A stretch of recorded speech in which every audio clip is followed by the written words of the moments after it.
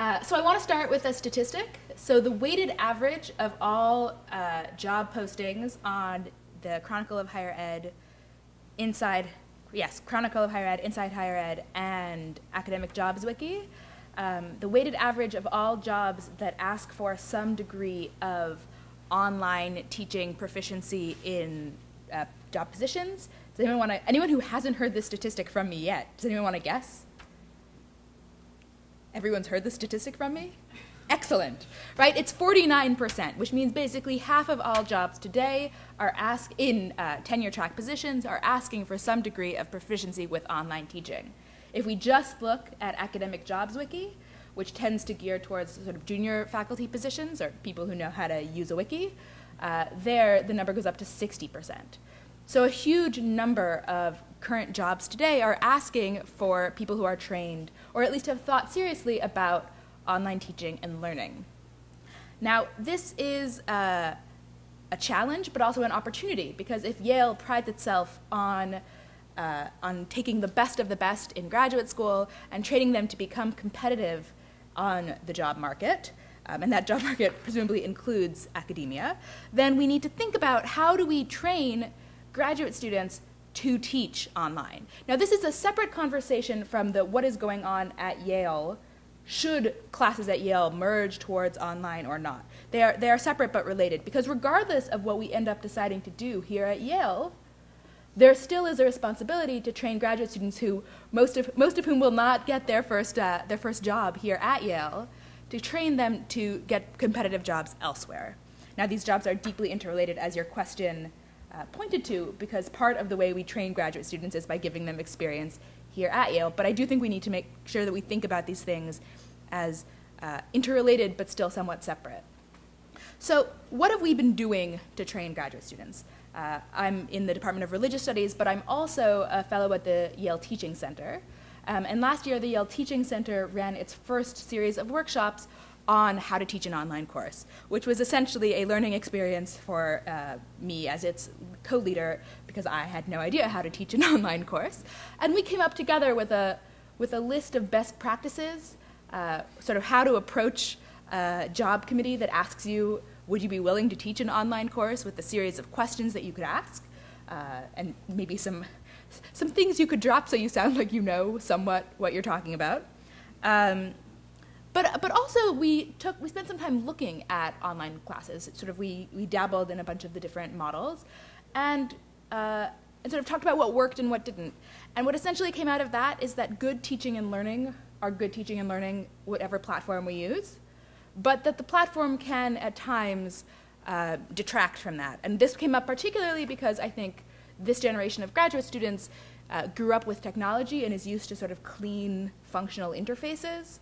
And it became very much a barrier if the tech wasn't up to that standard. So we need to think about making sure that great teaching and learning are at the heart of something that can be processed by its students.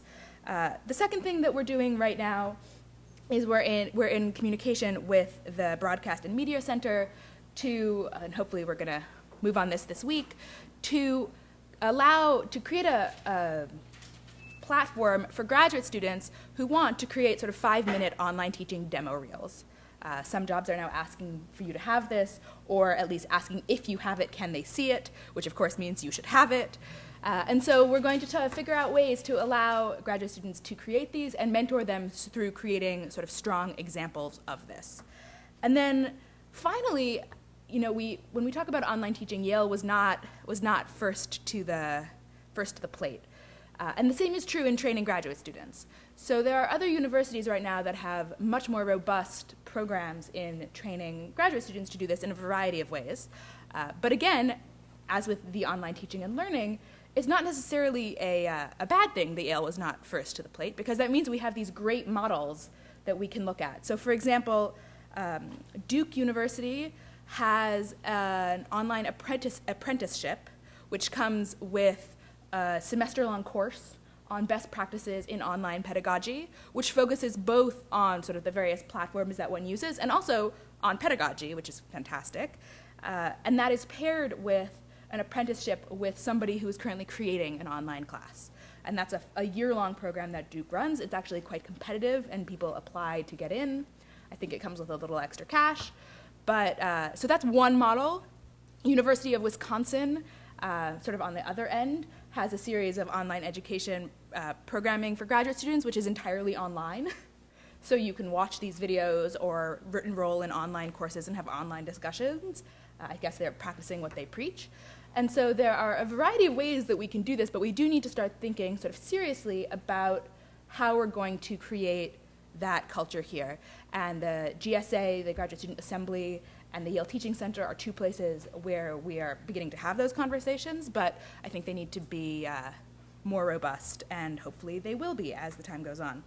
I want to end with sort of a broader systemic issue, and I think this, I don't know whether this is what you were going to ask me, but this does very much relate to Nelika's presentation, and that is, so we've been talking about, well, I've been talking about graduate students, and those are people who have already been accepted and are hoping one day to get an academic job, or at least many of them are hoping to get an academic job. And I think one thing that we need to think about as we move towards, in many ways, these great networked experiences, how does that affect future hiring? Because if the Northeast only needs one teacher of Romanian, do we have a responsibility to accept fewer students into the Romanian PhD program? I don't actually, Romanian was an example, I have no idea if there is one. But more broadly, this actually is an issue among my friends who are coming up into the job market who are having trouble getting jobs in some of these rare fields because professors are saying, well, we don't need somebody anymore because now we have a joint program with University of Virginia or Cornell or whoever. And so there is a real, I think we really need to stop and think about how many students we accept into these PhD programs if there won't be jobs for them.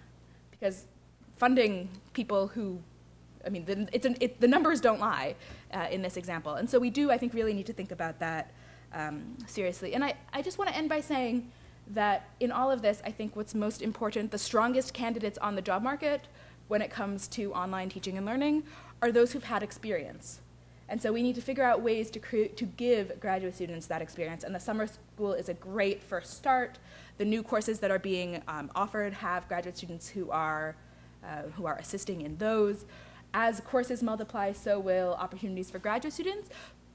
But there's also a very steep learning curve in learning how to do an online course. And I know there is a tendency to say, well, this person spent a year learning how to do this, so I'm just going to have them be my TF for the next 3 years, which will be easier both for the student and the professor.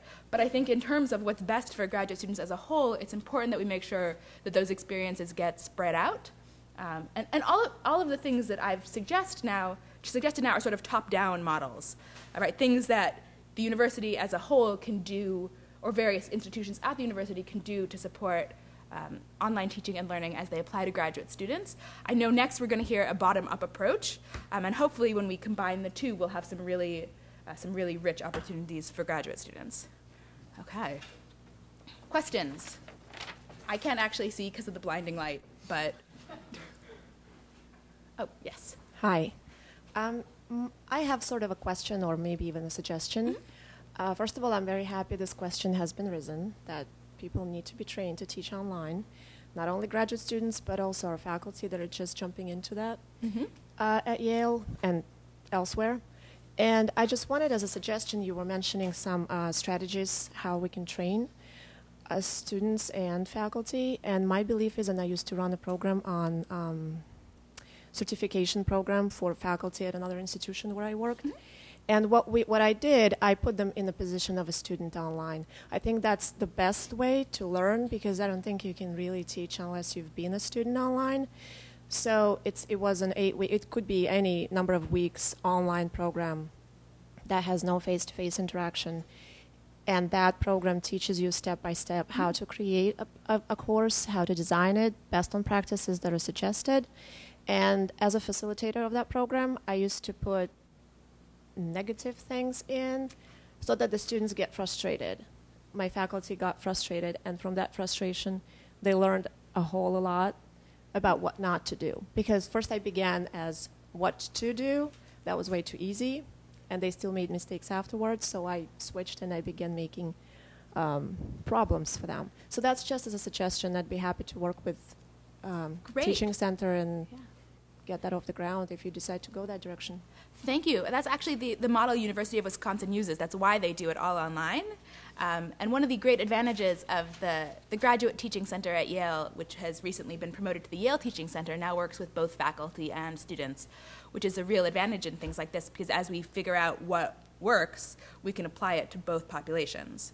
And I'd love to talk to you afterwards about this specific example. Anything else?